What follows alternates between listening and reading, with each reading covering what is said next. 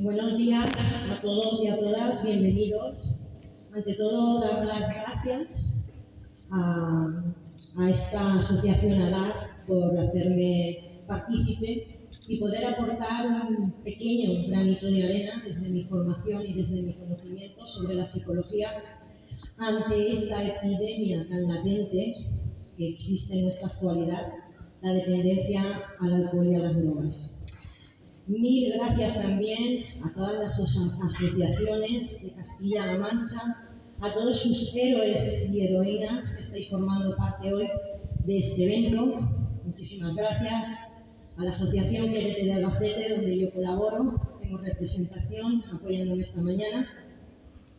Y nada, vamos a empezar también dar las gracias, que no se me olvide, a la representación política por aportarnos este tipo de espacios, estas ubicaciones y sobre todo que desde las políticas sociales hagamos visible este problema y de alguna manera podamos entre todos realizar campañas de prevención, campañas de educación para los más pequeños, con el fin de que nuestra sociedad sea mucho más limpia, no haya drogas, no haya alcohol. Vale, el título que le he dado a esta conferencia, como podéis ver, se llama Cadenas invisibles, la prisión de la adicción. Me gustaría comenzar con una pregunta, como puede ser esta: ¿quieres vivir tu vida en la cárcel? Ante esta pregunta, la respuesta prácticamente unánime de todos y todos los asistentes que estamos aquí sería un no como una catedral, ¿verdad? La siguiente pregunta podría ser ¿por qué? ¿Por qué no quieres vivir en la cárcel? ¿Por qué? La siguiente respuesta pues también sería muy obvia y muy unánime. Quiero vivir en libertad. Quiero ser libre. Hay algo que siempre he estado pensando desde mis años de estudio, de formación en las universidades, y es algo tan sencillo y tan natural que sale de manera muy fácil. Y es, si alguno de nosotros o de nosotras tenemos que pasar años en prisión, ¿creéis que tenemos intención de pasar esos años por nuestra parte? ¿Tenemos intención de estar entre rejas? ¿Verdad que no? La mayoría contestaremos que no. Probablemente nos hemos ido a la cárcel con intención judicial. La justicia, de alguna manera, ha tenido la intención de meternos en la cárcel y que paguemos nuestra pena. Nosotros lo único que hemos hecho ha podido ser cometer un delito, ha podido ser saltarnos las normas y ha podido ser sobrepasar unos límites. Pero cuando hemos hecho todas esas acciones, yo creo que ninguno de nosotros íbamos con la intención de meternos en la cárcel, ¿verdad? Sin embargo, cuando vivimos en la adicción, hay algo muy característico, y es que sí que ponemos intención nosotros mismos. Somos los únicos responsables y todos ponemos la intención de nuestra parte de vivir en prisión. ¿Por qué? Porque de alguna manera hemos tomado la decisión de meternos en el alcohol o de meternos en la cocaína. Varios factores externos e internos han podido influenciar, ¿no?, en esa decisión, pero al final la decisión ha sido nuestra. Hemos sido nosotros los últimos responsables de vivir en la prisión de la adicción, ya sea del alcohol o ya sea de la cocaína. Vivir en la adicción, y vosotros y vosotras lo podéis saber mejor que nadie, es no ser libre, es vivir en la cárcel, es depender de esas sustancias, ya sea el alcohol, ya sea la cocaína. Es que esas sustancias son las que marcan nuestra vida y las que llevan las riendas de nuestra propia vida. Por tanto, mucha gente que está metida, está sumergida en este tipo de problemática, ya sea una sustancia, ya sea la otra, ya sea el alcohol, ya sea la cocaína. Muchas veces, muchos pacientes que nos dicen: ya lo tengo súper controlado, esto no tiene nada de importancia, yo lo puedo dejar mañana mismo, esto lo tengo más que controlado, ¿vale? ¿Cómo se llama eso en psicología? El propio autoengaño. No nos queremos dar cuenta, no queremos reconocer que tenemos de alguna manera un problema y gordo, ¿vale? Cuando llegan con estas verbalizaciones los pacientes a terapia y nos dicen yo mañana mismo lo dejo, yo me pongo en terapia y enseguida hago preguntas y me pongo a indagar. Pero cualquiera de nosotros de los que estamos aquí podríamos hacer estas preguntas solamente con sentido común. Podríamos indagar las áreas vitales de la persona para ver si realmente se está uno autoengañando o no. Podríamos revisar áreas vitales como pueden ser. Ven aquí, ¿tú qué dices? Que lo tienes controlado y que mañana mismo lo dejas y que no tiene importancia ninguna. ¿Cómo está tu estructura familiar? ¿Cómo te llevas con tu mujer? ¿Cómo te llevas con tu marido? ¿Cómo te llevas con tu pareja en general? ¿Cómo te llevas con tus hijos? ¿Qué tal con tus padres? ¿Qué tal con tus hermanos? No sabemos qué puede contestar, pero probablemente haga su cabeza un clic y diga, ostras, pues sí es cierto, aquí falla algo. Y esto solamente es el área familiar. Si nos ponemos a indagar todavía más y preguntamos, ¿cómo son tus relaciones? ¿Cómo te llevas con los amigos de siempre? ¿O ya no hay amigos de siempre? ¿Te llaman? ¿Te siguen llamando? ¿Los llamas tú? ¿Quedan contigo? ¿Hay alguien que te ha dicho que ahora no te conoce? Seguro que le vuelve a hacer otro clic a esa persona en su cerebro y dice, ostras, pues sabes que lleva razón, que hace ya tiempo que no me llaman y que no cuentan conmigo y yo sé que quedan, ¿vale? Pero si nos vamos a las alteraciones conductuales, probablemente también alguien de tu entorno te haya dicho, oye, ¿por qué ya no vienes al gimnasio? Oye, ¿por qué dejaste aquel trabajo con lo bien que te iba? ¿Qué comportamientos has dejado de hacer que antes de tu adicción hacías? ¿Y qué comportamientos has empezado a hacer que son contraproducentes y que antes no hacías? Si nos vamos al cambio de personalidad, es lo mismo. ¿Cómo te sientes? ¿Irritado? ¿Estás contento? ¿Te soportas a ti mismo? ¿A ti misma? ¿Hay alguien que te ha dicho que no se te puede hablar? ¿Que no toleras ningún tipo de comentario? Aunque venga con la mejor intención. Y probablemente de nuevo esa persona le haga otro clic su cerebro y diga, ostras, pues sí, a mí alguien de mi entorno me está diciendo estas cosas. Pero aún podemos seguir indagando y podemos ir mirando cómo está tu cuenta bancaria. ¿Puedes pagar tus facturas? ¿Puedes pagar el seguro del coche, el seguro de la hipoteca, el alquiler? ¿No tienes ningún tipo de deuda? ¿No has tenido que pedir préstamos a nadie? ¿Eres el representante de un sistema familiar y tienes que hacerte cargo de críos pequeños? ¿Tienen todas las necesidades cubiertas? Y probablemente ahí de nuevo la persona nos vuelva a decir, pues creo que también lleva razón. Y luego vamos a preguntar por la salud, que prácticamente la contestación es no lo sé. ¿Por qué? Porque no voy al médico. Pero no te duele nada, no tienes dolores musculares, no tienes convulsiones de vez en cuando, mareos, desmayos, temblores, sequedad en la boca, dilatación de la pupila. Ostras, pues sí. Cuando a una persona en terapia le descubrimos y le delatamos ante todas estas problemáticas de las que no es consciente, y es natural no ser consciente si estamos dentro de una adicción como puede ser el alcohol o la cocaína, esta persona llega a un momento que se llama en psicología desesperanza creativa. ¿Por qué desesperanza? La misma palabra lo dice. Se siente vacía, siente desesperación por la vida que lleva. Le gustaría cambiar algo, no le gustaría seguir así. ¿Y por qué creativa? Porque la misma persona en sesión nos dice, ¿y qué hago?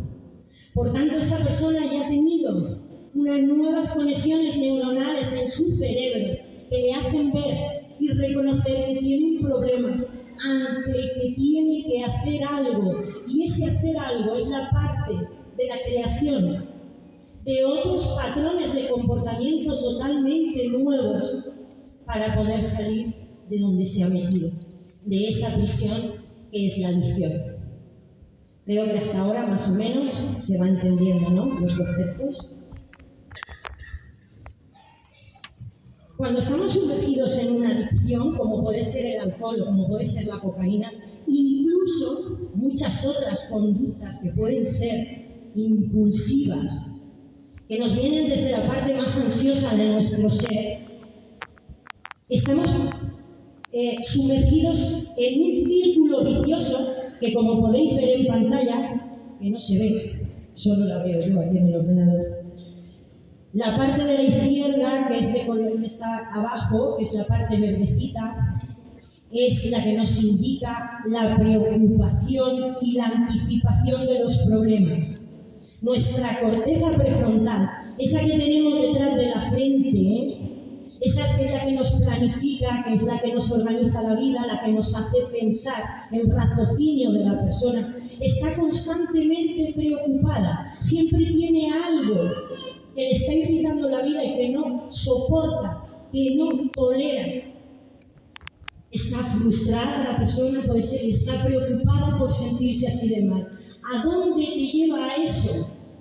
Si no tienes ciertas habilidades o ciertas capacidades para poder hablar contigo mismo, pues nos lleva a la zona de arriba, que son los ganglios basales, a cometer esa conducta impulsiva que siempre queremos huir de ella, pero siempre caemos en ella, como puede ser el consumo excesivo, el consumo peligroso e incluso la intoxicación. ¿Qué pasa después? Nos vamos a la siguiente zona rojita, que es prácticamente lo que se llama el cerebro emocional, donde aparece la culpa, aparece el arrepentimiento. ¿Qué ocurre con eso de nuevo? ¿Qué me vuelve a hacer que aparezca en mi corteza prefrontal? Muchos pensamientos negativos y muchos pensamientos catastrofistas sobre, por ejemplo, soy incapaz de salir de aquí, soy un inútil, no puedo mantener mi puesto de trabajo.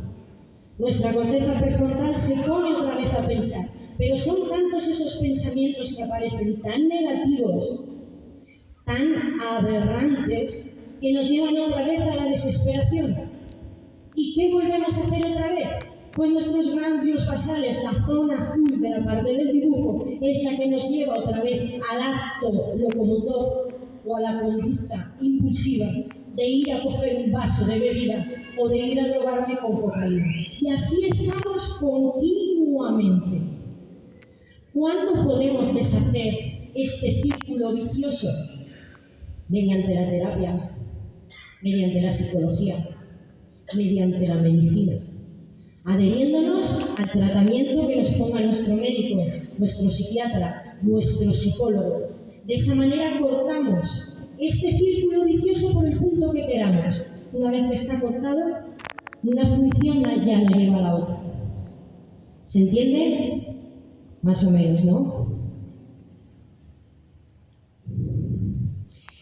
¿Qué es lo que nos dicen? ¿Qué es lo que nos dice la ciencia sobre cómo podemos intervenir ante este tipo de adicciones, ante la parte de la dependencia al alcohol y ante la dependencia a la cocaína? ¿Qué nos dice la ciencia? Bueno, aquí hay un estudio del 2020, bastante reciente, que a su vez alberga, es una revisión sistemática, que a su vez alberga muchísimos otros estudios a lo largo de muchos años y a lo largo de muchos países, donde al final este autor ha hecho una recopilación de esos estudios y ha sacado unas conclusiones que son comunes a todos los estudios. Por un lado nos dicen que ni la farmacología únicamente es eficaz para salir de la adicción, ni la psicoterapia únicamente es eficaz para salir de la adicción. ¿Por qué la farmacología únicamente no es eficaz para salir de la adicción? Porque se ocupa de los trastornos de la dependencia y obvia o se quedan en detrimento los aspectos psicológicos subyacentes que pueden ser los inductores que nos lleven a cometer la conducta impulsiva, como por ejemplo la motivación o las señales a la droga. Es decir, ahora mismo los estudios nos están diciendo que en este momento aún parece lejana sacar un medicamento que sea totalmente eficaz para que vaya a la motivación del consumo de la persona o para que vaya a las habilidades de afrontamiento que necesita esa persona para poder sobrellevar todas las adversidades de la cotidianidad, que son las inductoras que nos llevan a cometer la conducta de consumo. ¿Se entiende, verdad? Por otro lado, tampoco, sin embargo, sin la medicina, por lo menos al principio, también sería ineficaz. Una persona que está con convulsiones no puede hacer psicoterapia. Una persona que está con un mono tremendo no puede hacer psicoterapia. Una persona que tiene temblores no puede hacer psicoterapia o que tiene todo el cuerpo dolorido. Esos medicamentos que en un principio pueden ser antidepresivos, anticonvulsivantes, son estabilizadores del estado de ánimo y dejan a la persona, le dan una especie de equilibrio para poder soportar lo que te tiene que decir el psicólogo, para poder aguantar una terapia, para poder enfrentarte a ti mismo dentro de la psicoterapia. Porque realmente la psicoterapia es como un espejo donde te reflejas. Por eso muchas veces la psicoterapia parece muy dura, requiere mucho tiempo, sobre todo en este tipo de problemas, pero no es imposible, se puede salir. Por tanto, desde la psicología hay cantidades de enfoques, pero ahora mismo el más eficaz y con el que trabajamos prácticamente todos los psicólogos y psicólogas es con el enfoque cognitivo-conductual. Lo dejo ahí, es mente, conducta, pensamientos, creencias, nuevos patrones de comportamiento. Desde ese enfoque es desde donde se mueve la psicología, teniendo técnicas infinitas, desde entrenamiento en habilidades sociales, porque las personas que se sumergen en una dependencia al alcohol y a la cocaína le faltan habilidades sociales, han llegado a tal punto de aislamiento que se han quedado reprimidos y muchas veces solamente se relacionan con el camarero del bar o con el que le sirve la droga o con el que se droga con él o con ella. Por tanto, desde este tipo de técnicas de habilidades sociales, las personas recogen recursos y técnicas para poderlas aplicar en su vida, en su día a día. También está el entrenamiento en exposición a señales de la droga. Desde psicoterapia se entrena a las personas a exponerse de manera controlada a cuáles son los factores precipitantes que te llevan a drogarte o que te llevan a beber. Pero para eso hemos tenido que encontrar un equilibrio en nuestro cuerpo, en nuestros órganos, tener unas constantes vitales lo más adecuadas posibles para poder enfrentarnos y poder aprender lo que el psicólogo, lo que la psicoterapia nos quiere decir. ¿Cómo no mencionar las terapias grupales? Desde las terapias grupales ya estamos interviniendo en habilidades sociales, ya estamos entrenando a la persona a exposiciones y señales de la droga. Tú ya estás viendo personas que se identifican con tu propio problema y que tú te identificas con la vida y con el problema de los demás. Los demás te están enseñando ciertos hábitos que a lo mejor tú no tenías y te los puedes imponer poco a poco en tu día a día. ¿Vale? La psicoterapia grupal es lo que hacéis en estas asociaciones sin ánimo de lucro y totalmente altruistas. Son una pieza y una clave fundamental en el proceso de rehabilitación. Vale. Si una vez que hemos dicho que ni psicología por sí sola ni medicina por sí sola, sino que los estudios nos dicen que la mejor combinación es la psicología más la medicina. ¿A qué nos lleva todo esto y qué implicaciones tiene este combo terapéutico? Pues tiene la implicación de que aumenta el periodo de abstinencia, por tanto la persona está más tiempo sin consumir, lo que redunda en una mayor adherencia al tratamiento. ¿Por qué? Porque la persona se pega como una lapa cuando está viendo que está consiguiendo, que lleva 2 meses sin beber, 5 meses sin drogarse, año y medio sin beber, 2 años sin drogarse, te adhieres al tratamiento porque te genera autoeficacia, te genera empoderamiento y te ves capaz. Tus pensamientos negativos que en un principio te abordaban y los que no podías tolerar, como que soy un fracasado, soy una inútil, soy una incapaz, te van desapareciendo poco a poco y aparece en ti un empoderamiento personal. Una fuerza que te sale de dentro, que no sabías que la tenías, pero que todos los seres humanos la tenemos. Vale, espero que se vaya entendiendo. Perdón, que me salto los otros pasos. Me he quedado en la adherencia al tratamiento. También redunda en una evolución futura más positiva, que lo que quiere decir es que va a disminuir el número de recaídas. ¿Qué pasa con las recaídas? Hablo con muchísima gente, con muchísimos pacientes, con gente de la calle que me verbalizan algo como: a mí no me gusta cuando los psicólogos decís que las recaídas forman parte del proceso de la rehabilitación. No me gusta cuando decís eso. Claro, mi pregunta es ¿por qué? Y ellos me contestan: pues vamos a ver, si tú le dices a una persona que se droga con cocaína, a una persona que continuamente está bebiendo alcohol, que se pone en rehabilitación y a los 2 meses le pega un bajón personal, y ahí lo corto y le digo: tú me has dicho la clave fundamental, un bajón personal. ¿Cuántos bajones personales tenemos a lo largo de nuestra vida solamente por estar vivos? ¿O qué pensamos? ¿Que siempre nos van a pasar cosas buenas? ¿Que la vida va a ser de color de rosa?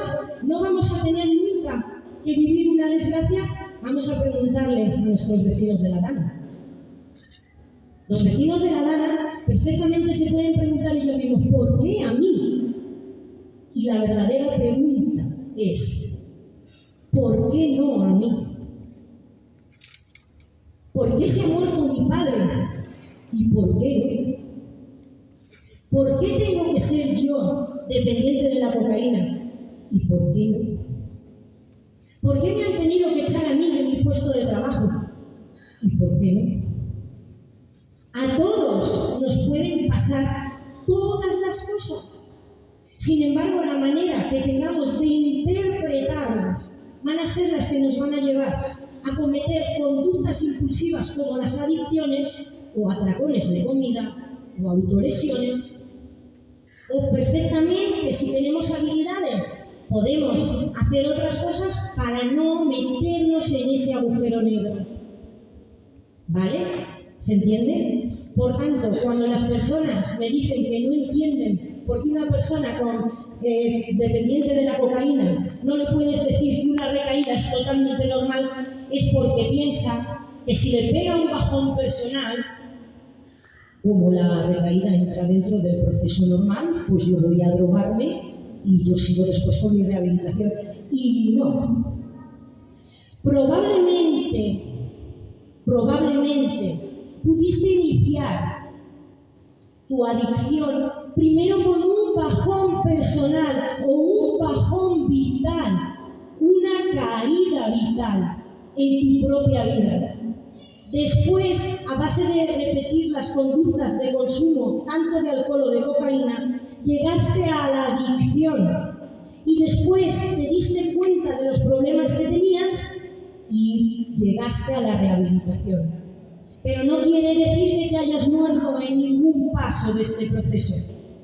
Por lo tanto, si sigues vivo, puede que tengas recaídas a lo largo de tu vida. ¿Qué ocurre cuando ya estás en rehabilitación? Que probablemente ya hayas estudiado y ya hayas conocido técnicas, habilidades y recursos que te lleven a no recaer, a soportar ese malestar que estás sintiendo y no te lleve a consumir. Pero las caídas y las recaídas forman parte de toda la vida de todas las personas, no solo de los adictos, ni al alcohol, ni a la droga. Sí que si estás en periodo de rehabilitación y recaes, Hay un 50% de probabilidades de que resurjas como el ave fénix o de que vuelvas a caer otra vez en el agujero negro. Por eso los psicólogos no queremos que se recaigan, pero sí tenemos que estudiar y hacer sesiones de psicoeducación para las recaídas, porque puede venir ese bajón personal y puede llevarnos otra vez al consumo. Creo que se puede ir entendiendo, ¿no?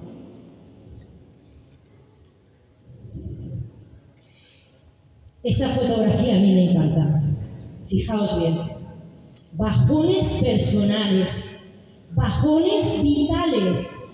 De esto hablamos en nuestra sociedad actual. Y tenemos alcohol y tenemos cocaína para aliviarnos de nuestro malestar. Porque sí, al principio el alcohol y la cocaína nos saca de ese malestar. Cumple el objetivo de aliviarnos emocionalmente, con lo cual nuestro cerebro, que es muy listo, se lo deja guardado, porque el cerebro lo único que quiere es vivir tranquilo. Y cuando tú te sientes mal, saca de su memoria y dice, no te sientas mal, si lo que tienes que hacer es ir a drogarte, lo que tienes que hacer es ir a beber, y vas, ¿vale? Bajones vitales, bajones personales, ansiedad, ansia por consumir. ¿Alguien me podría explicar a lo largo de nuestra evolución, hasta que llegamos a ser lo que somos ahora, esta gente cómo se apañaba de los bajones vitales que no tenían alcohol ni tenían cocaína? ¿Alguien me lo puede decir? Porque esta gente sí que tenía bajones vitales. No encontraban comida, no encontraban animales cuando tenían hambre, o tenían que correr grandes distancias y muchos kilómetros en busca de una presa. ¿Me queréis decir si eso es un bajón personal o un bajón vital? ¿Cómo se apañaban estos? ¿Cómo se apañaban estos si no tenían bebida y no tenían droga? Gracias a estos, a la resiliencia de estos, después de tener una corteza prefrontal sin evolucionar, hemos llegado a lo que somos. Inventaron el fuego y su corteza prefrontal fue cada vez desarrollándose mucho más hasta que hemos llegado ahora a lo que somos. Ellos tenían bajones personales muy gordos porque siempre tenían que estar al acecho del depredador para que no se los comiera. Estos iban siempre corriendo delante de los tigres para que no se los comieran. Ahí sí que puede venir un bajón personal, ¿no? La clave está en que su cerebro poco evolucionado, esa corteza prefrontal que no les hacía organizarse, ni planificarse, ni pensar con el raciocinio con el que se piensa ahora, tal vez no veían los peligros como los vemos ahora. Ahora se nos rompe una uña y montamos un drama. Se nos hace una botella en la casa del pueblo y montamos un drama. Se nos ha estropeado el coche, nos van a sacar 500 pavos y hacemos un drama. ¿Por qué a mí? ¿Y por qué no? Si tienes coche, ¿por qué no se va a estropear? ¿Por qué no se te va a pinchar una rueda? ¿Por qué no te puede tocar una enfermedad si estás vivo y tienes hígado, tienes corazón, tienes cerebro y tienes estómago? ¿Por qué no? Lo importante es cómo das tú la interpretación a eso. ¿Vamos a tomar cartas en el asunto? ¿Vamos a utilizar nuestra corteza prefrontal? No para tonterías, sino de verdad para intentar salir resilientes de estas situaciones.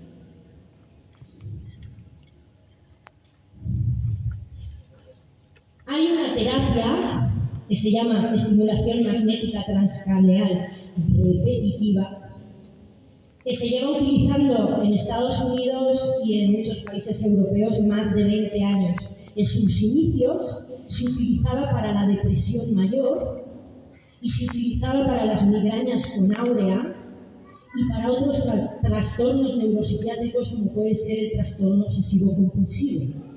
Sin embargo, ahora, según los estudios, y este es muy reciente, del 2024, se está presentando como tratamiento novedoso para la adicción de la cocaína, porque dicen Dicen que va directamente al ansia por el consumo de la cocaína.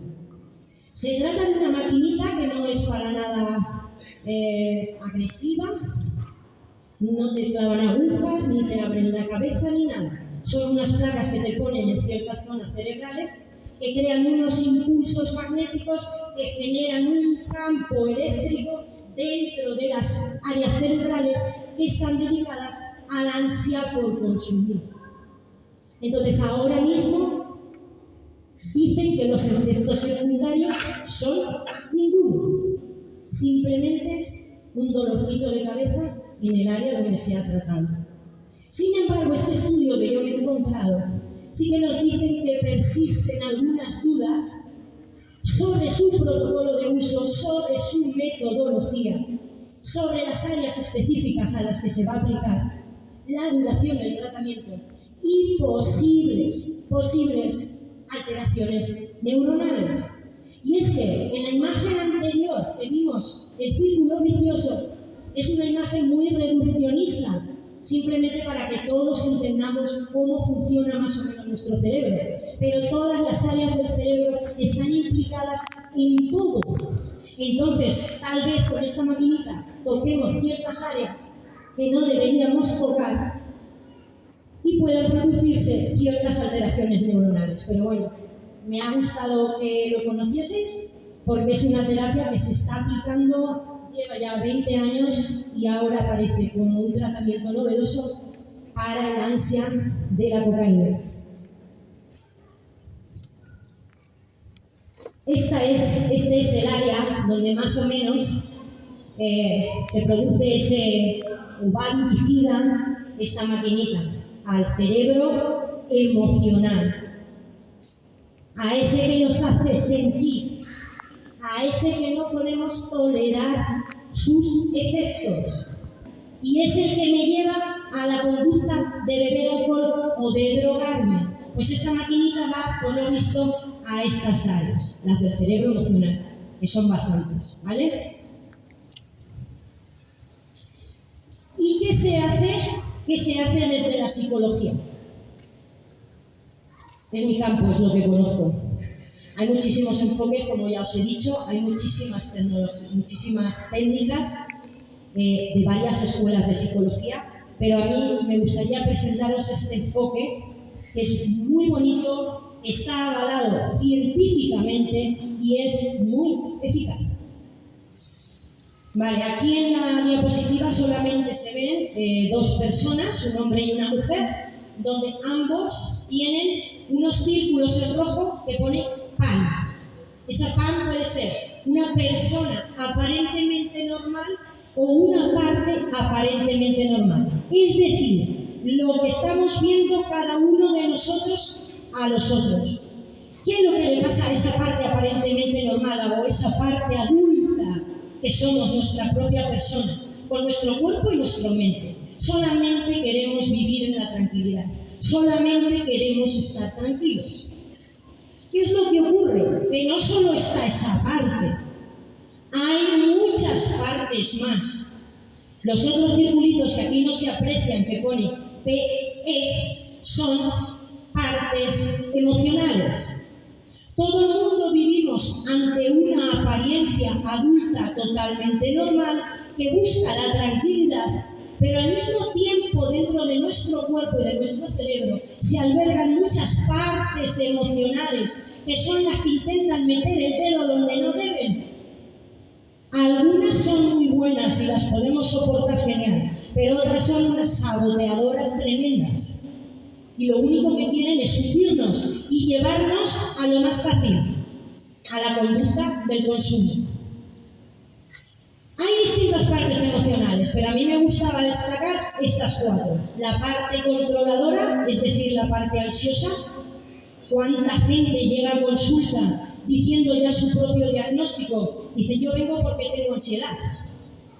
Prácticamente todo el mundo que entra por la puerta de las consultas vienen diciendo, yo vengo porque tengo ansiedad. Esa parte controladora, perfeccionista, que tiene que tenerlo todo a la mano, controlado, previsto, organizado, planificado, tiene un punto que es muy bueno, porque organizarte y planificarte te lleva a un gran rendimiento y a prever consecuencias negativas que puedes controlar. Sin embargo, cuando te lo llevas al extremo, esa parte controladora quiere albergar todas las áreas vitales en tu misma persona. Y no podemos llevar tantas funciones y tantos roles perfectamente controlados y que salgan de una manera totalmente perfecta. Esa es la parte controladora. Tenemos la parte herida. ¿Cuántas personas han sido abusadas físicamente, sexualmente?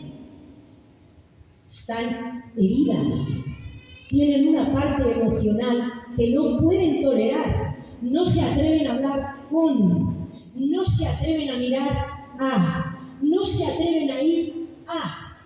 Son personas que viven heridas por ciertos traumas y ciertos eventos estresantes que llevan en su biografía y en su historia vital.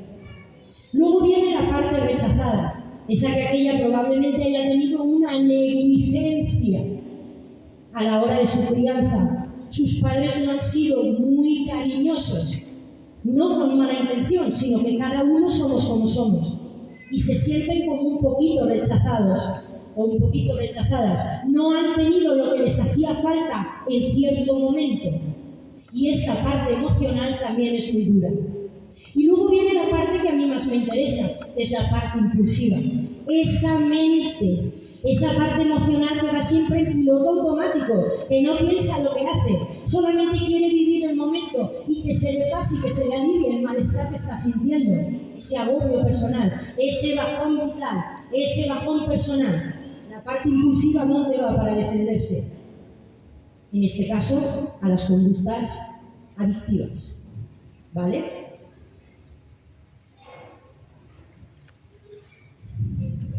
Dentro de nuestra parte normal y todas nuestras partes emocionales que hemos estado estudiando, siempre reitero lo que es la percepción y la interpretación de las situaciones que estamos viviendo o de los estímulos que se nos están presentando.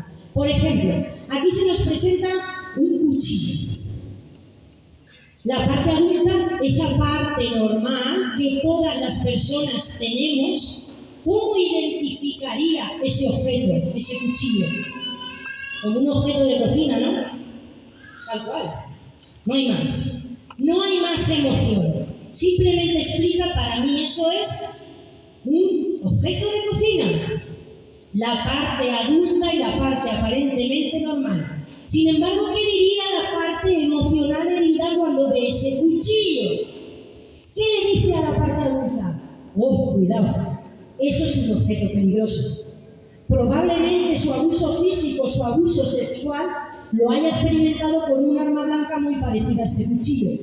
Y esa parte herida, ¿cómo va a interpretar a este objeto? Muy mal, con mucho miedo, con mucha fobia. Dirá, es un objeto peligroso.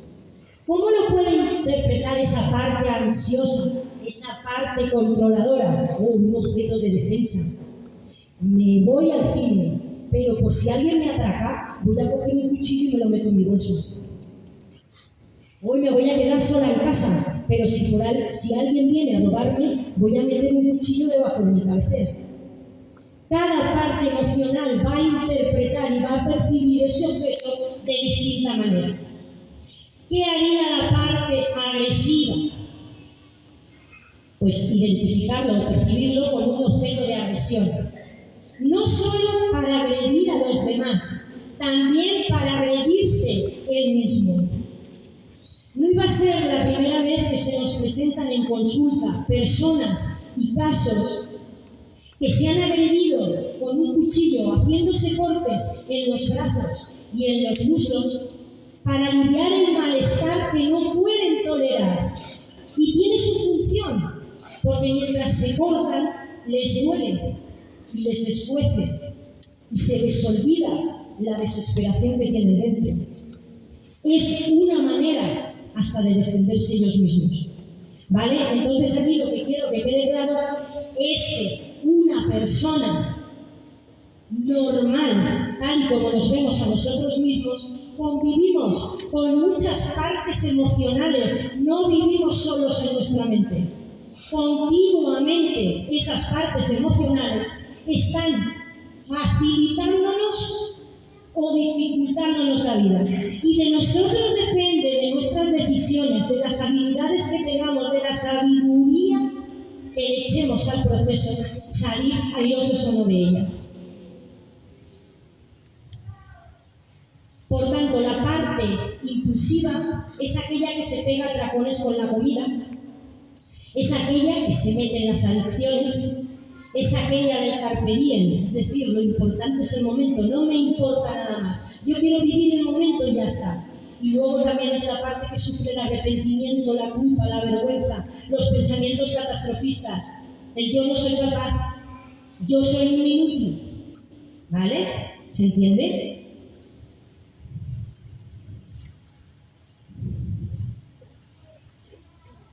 La parte aparentemente normal intenta vivir dentro de una tranquilidad e intenta ver a las demás partes emocionales y unas veces las ve frágiles y puede convivir con ellas y aquí no ha pasado nada, y otras veces las ve muy severas y las rechaza. Y cuando tú rechazas una parte emocional, lo que haces es fortalecer esa parte emocional, porque no estás haciendo nada con ella, ni estás interviniendo con ella, simplemente estás luchando. ¿Cuál es tu lucha? Ir a beber. ¿Cuál es tu lucha? Ir a drogarte. Pero tu parte emocional severa sigue ahí, no la estás tratando a ella, simplemente a corto plazo la estás evitando para que no te moleste, y vas, te drogas, y vas, y bebes. Dentro de un proceso de rehabilitación, todos estos temas se están tratando de tal manera que en psicoterapia te reconcilies con todas las partes emocionales que conviven contigo, que se reconcilien con tu parte aparentemente personal y que sepas reconocer cada vez que una de ellas se quiere hacer la protagonista de tu vida. Desde la psicoterapia se hace eso. Sin embargo, las partes emocionales, fijaos lo que quieren: sobrevivir. Si a ti te está pegando una taquicardia de la leche, tienes una ansiedad que no puedes con ella, tienes una ansia por ir a consumir, que crees que te vas a morir, que te estás empezando a desmayar, que no puedes tolerar ni que te mire tu pareja ni que te mire tu hijo porque los estás odiando a todos en ese momento, ¿qué crees que quiere hacer la parte emocional? Te está avisando de que tomas cartas en el asunto. Si estás haciendo psicoterapia, no vas a ir a beber, no vas a tener una recaída, no vas a ir a drogarte. Tienes unas herramientas que utilizar. Te las está enseñando tu psiquiatra, te las está enseñando tu psicólogo, te las está enseñando tu neurólogo. ¿Vale? Por tanto, quieren sobrevivir, te quieren defender para que tomes cartas en el asunto sobre lo que te está pasando dentro de tu cuerpo. Y sobre todo, cuando las rechazas, no las toleras, no las soportas, lo que quieren es sabotearte la vida. Porque van a aparecer cuando menos te lo esperes. Porque no se ha intervenido sobre ellas. Y si no intervienes sobre esa parte emocional, sobre esa ansia que viene de ansiedad, si no intervienes sobre eso, sobre tu motivación, sobre tus habilidades de afrontamiento de todas las adversidades que te vienen en el día a día, la parte emocional estará ahí contigo toda la vida, saboteándote, hasta que encuentres el equilibrio perfecto para poder convivir con ella. ¡Ojo! Las partes emocionales nunca desaparecen. Nunca. Todas viven con nosotros. Y perfectamente alguna va a querer ser. Depende de nuestro bajón personal. Depende de nuestro factor externo, de nuestro factor interno. Alguna va a querer sobresalir y ser la protagonista. Y desde la terapia, el protagonista y la protagonista has de ser tú. Espero que se entienda. Por tanto, desde este enfoque que os he explicado, desde este equilibrio y desde esta reconciliación entre todas las partes que conforman a un ser humano, es de la única manera de la que nos podemos librar de las cadenas de las que estamos encadenados cuando estamos sumergidos en una adicción, como puede ser el alcohol y como puede ser la cocaína. Y que no nos damos cuenta de que, aunque no lo sabemos, somos nosotros, nuestra propia persona aparentemente normal, quienes tenemos la llave para salir y para abrir el candado de esas cadenas. No me gustaría acabar la conferencia sin una frase tan bonita como es de Albert Einstein, que nos dice: locura es seguir haciendo lo mismo y esperar resultados diferentes. Si tú te instalas en una adicción y no haces nada, no pretendas salir de la adicción. Si tú te instalas en beber todos los días y no actúas sobre esa conducta, no esperes que así por las buenas vayas a dejar de beber un día. Lo mismo con la cocaína. Si te drogas a diario y no haces nada con ese comportamiento, te seguirás drogando a diario. Por tanto, estamos más locos, como dice Albert Einstein, siguiendo haciendo lo mismo continuamente y esperar resultados diferentes. Y creo que he terminado. Espero haber aclarado algunos conceptos y daros un poquito de pensar. Muchísimas gracias, Susana, por esta ponencia, iniciativa y